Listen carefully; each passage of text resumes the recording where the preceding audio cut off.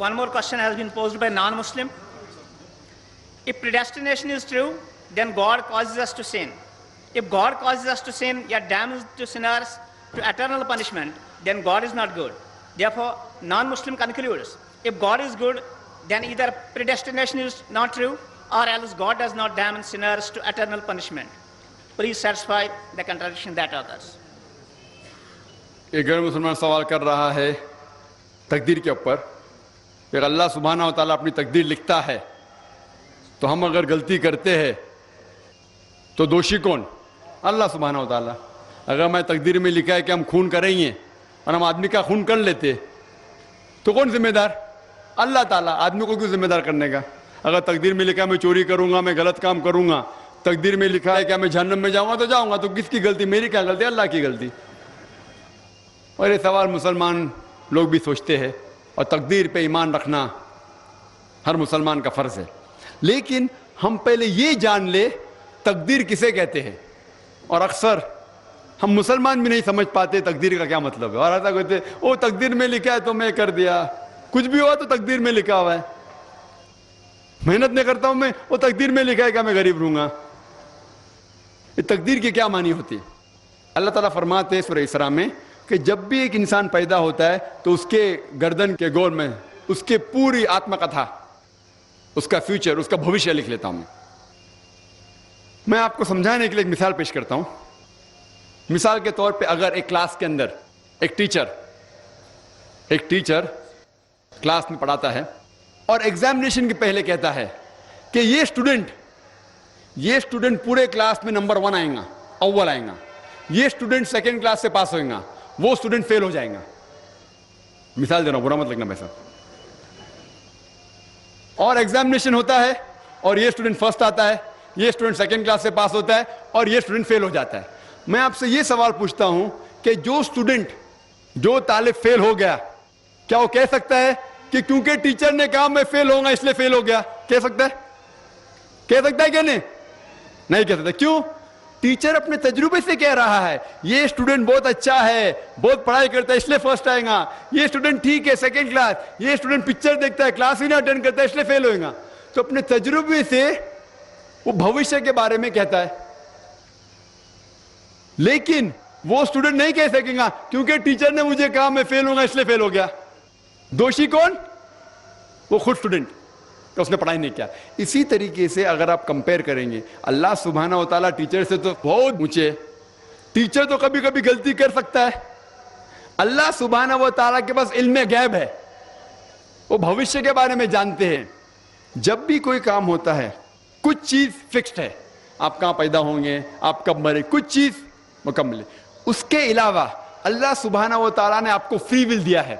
Free will مطلب آپ جو بھی چاہے چن سکتے ہیں.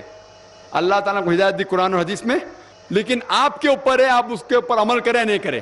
لیکن اللہ تعالیٰ جانتا ہے آپ کیا کریں گے. مثال کے طور پر آپ ایک رستے پہ چل رہے ہیں اور ایک چوراہے پہ آتے ہیں، 4 رستے ہیں، نمبر 1، نمبر 2، نمبر 3، نمبر 4. آپ کوئی بھی رستہ چن سکتے ہیں. آپ چنتے ہیں رستہ نمبر 3. اللہ سبحانہ تعالیٰ کو پہلے سے علم غیب ہے، پہلے سے پتا تھا کہ آپ جب چوراہے پہ آئیں گے آپ رستہ نمبر 3 لیں گے. تو اللہ تعالیٰ پہلے سے لکھ لیتا ہے کہ آپ رستہ نمبر 3 چنیں گے. کیونکہ اللہ تعالیٰ نے لکھا اس لیے آپ نہیں چن رہے، کیونکہ آپ چننے والے تھے، اللہ تعالیٰ نے لکھا. اسے کہتے علم غیب. اللہ سبحانہ و تعالیٰ علم غیب ہے. اللہ تعالیٰ کو پہلے سے پتا تھا کہ آپ نمبر 3 چنیں گے، اور اللہ تعالیٰ تقدیر میں لکھ دیا کہ آپ نمبر 3 رستہ چنیں گے. کیونکہ اللہ تعالیٰ نے لکھا اس لیے آپ 3 نہیں چن رہے، کیونکہ آپ چننے والے تھے، اللہ نے لکھا. اور ایک مثال پیش کرتا ہوں. آپ نے 10ویں پاس کی، 12ویں پاس کی، آپ ڈاکٹر بھی بن سکتے، آپ انجینئر بھی بن سکتے، آپ لائر بھی بن سکتے. آپ چنیں گے ڈاکٹر بننے کے لیے. اللہ تعالیٰ کو پتا ہے کہ آپ جب 12ویں پاس کریں گے تینوں چیز آپ بن سکتے ہیں. آپ ڈاکٹر بھی بن سکتے، انجینئر بھی بن سکتے، لائر بھی بن سکتے. آپ چنیں گے ڈاکٹر بننے کے لیے. تو تقدیر میں لکھ دیا اللہ تعالیٰ آپ 12ویں پاس کریں گے اور ڈاکٹر بنیں گے. کیونکہ اللہ تعالیٰ نے لکھا اس لیے آپ ڈاکٹر نہیں بنے، کیونکہ آپ نے چنا اسی لیے اللہ تعالیٰ نے پہلے سے لکھ دیا. آپ سمجھتے؟ کچھ لوگ کل ایگزام ہے، اچھا ہے، طالب اچھا ہے، ابھی کل ایگزام ہے, کیا پڑھنے کا, تقدیر میں لکھا ہے کہ پاس تو پاس, فیل تو فیل, اور وہ نہیں پڑھتا ہے اور وہ فیل ہو جاتا ہے. تقدیر میں لکھا ہوتا ہے یہ آدمی پڑھتا تھا تو پاس ہوتا تھا, لیکن اس کی سوچ بھی ٹیڑھی تھی. اللہ تعالیٰ نے لکھا ہے تقدیر میں یہ شخص اگر پڑھتا تھا پاس ہوتا تھا, لیکن اس نے سوچا کیا پڑھوں میں, تقدیر میں لکھا نہیں پڑھتا فیل ہو جاتا ہے. تو دوشی کون, اللہ یا وہ خود؟ تقدیر میں بھی لکھا ہے وہ پاس ہو سکتا تھا لیکن وہ نہیں پڑھتا اس لیے فیل ہو گیا, فیل ہو گیا. پھر بولے گا دیکھو تقدیر کو تو میں ٹال نہیں سکتا ہوں. اسی لیے وہ کہاوت ہے, علامہ اقبال نے کہا ہے, خود ہی کو اگر اتنا بلند کیا, تقدیر کے پہلے خدا اپنے بندے سے خود پوچھے بتاتے ہی رضا کیا ہے. اور حدیث میں آتا ہے کہ دعا تقدیر کو بدل سکتی ہے. مثال کے طور پہ اگر آپ جاتے ایگزامینیشن میں اور آپ کا پیپر اچھا نہیں جاتا اور آپ جانتے کہ آپ فیل ہوئیں گے, آپ گھر پہ آتے اور دعا کرتے اللہ تعالیٰ سے, یا اللہ سبحانہ و تعالیٰ میں نے پیپر میں اچھا نہیں کیا, مجھے پاس کر لے.